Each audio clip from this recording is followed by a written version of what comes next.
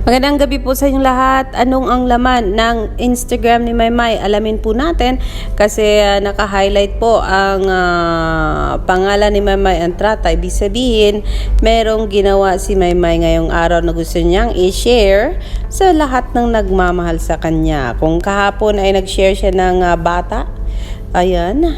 Ngayon, ano kaya ang ginagawa ng isang Maymay Entrata? Let's check her Instagram account. Ayan, kumain si Maymay ng pirito. Ay, nga unta. Asa man kanis siya?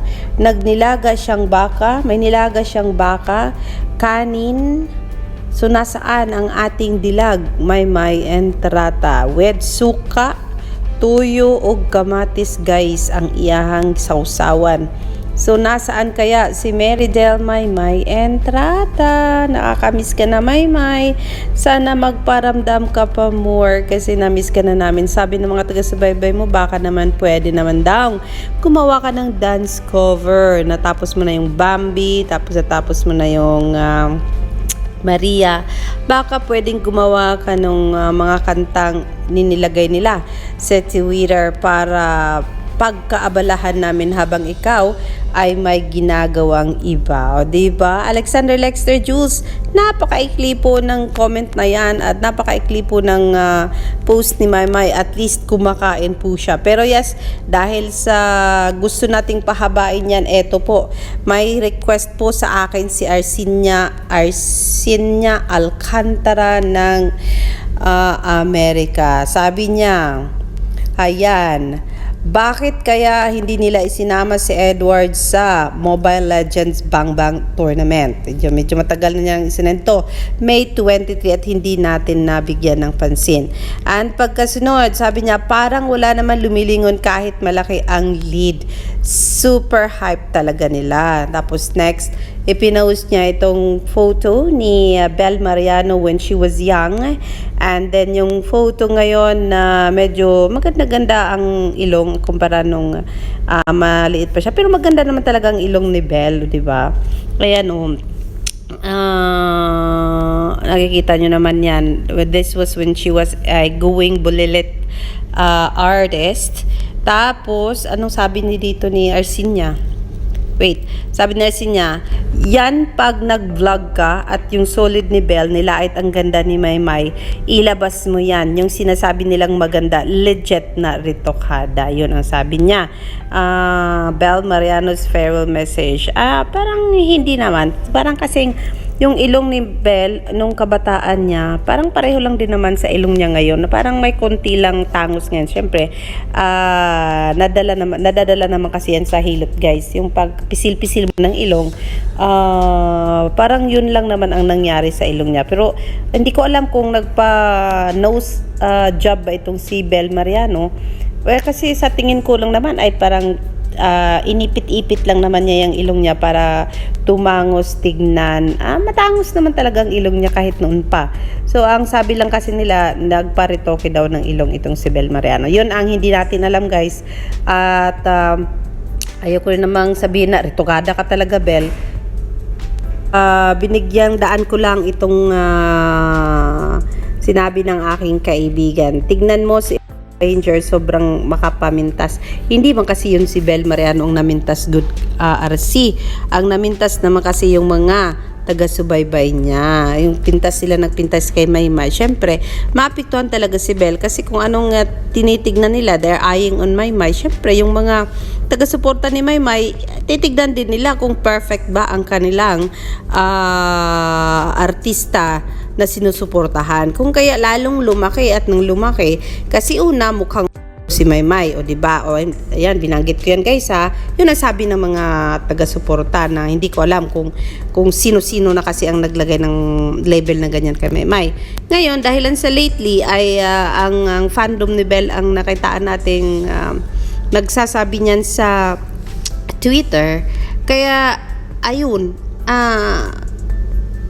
ang tinira ng mga taga-suporta ni Maymay na feel nila aping-api si Maymay, syempre doon din kay Bel ang tira. Kaya kung kayo ay nagsisira kay Maymay, syempre hahanapan din nila ng kapansanan or kamalian or mga mistakes or mga flaws yang si Bel Mariano, para bang a tooth for a tooth, o di ba, an eye for an eye, whatever. Pero yes, dapat in-expect nyo na yan, na kung kayo ay nanira, ma-expect nyo rin na sisiraan din yung artista na mahal nyo. So kung kaya sinabi nyong mukha si Maymay, sabi ng mga followers ni Maymay, ganun ha, mukhang wala ha, tingnan nyo naman yung artistang sinusuportahan nyo. Marami daw tagyawat sa mukha, may mga chicken skin sa braso na pinapakita sa photo, may malaki daw ang ilong, mayroon ang sabi ilong ranger, mayroon sabi ritokada, may sabing bansot si Bel. Sabi nila, ano sa palagay niyo si Bel? 4'11 lang, 5'2 si Bel. Yun ang sabi ng mga taga-suporta ni Bel Mariano. Kung kaya, syempre, sinabihan nila ng kung ano-ano si Maymay, di hinapan rin nila ng kung ano-ano si Bel. So, kung ayaw ninyong, just the golden rule, kung ayaw ninyong siraan ng ibang tao ang idolat nyo, ang mahal nyo, ang idol nyo, ang pinakapalangga ninyo, huwag kayong mapagmata din. So, parang sabi nga ng Panginoon,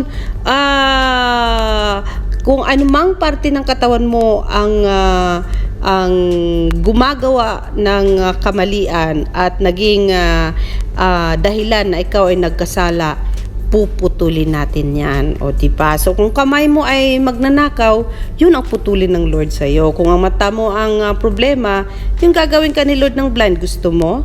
O kung ang dila mo ang problema, gaya ko, matabil masyado, pero so far naman hindi naman ako naninira ng tao, binabasa ko lang naman binabasa ko lang naman komento ng mga tao, kasi nga dahilan sa hindi na rin makatao, hindi rin makatarungan ang ginagawa ng iba kay Maymay Entrata. So kung kaya, sabi niya, kung ang dila mong may kasalanan, puputulin natin. Pero ayokong gawin niya ni Lord sa akin, guys. Kasi hindi naman ako naninira ng tao eh. Gusto ko lang din ipamata sa inyo, ipamukha sa inyo, na kung ano ang ginagawa niyo, ibabalik yan sa inyo. So kung kaya, kung ayaw niyong mangyari yan kay Bel Mariano or kung kay Maymay Entrata, tigilan na natin ang aaway-away. Kasi nga, kahit si Maymay Entrata, she is aware of that. Ayan. So, ayan na, kung ayaw nyong matahin at punahin si Bel Mariano, wag nyo nang matahin at punahin si Maymay Entrata. Kung kamaymay part naman, kung ayaw nating punahin nila si Maymay natin, magpakabait din tayo at wag din tayong magpuna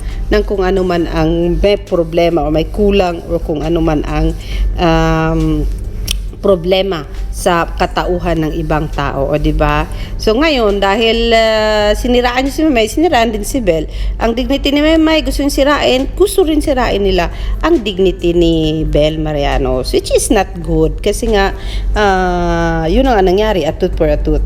Do not do unto others, dapat ang golden rule ang dapat nating pairalin. Do not do unto others what you do not want others do unto you.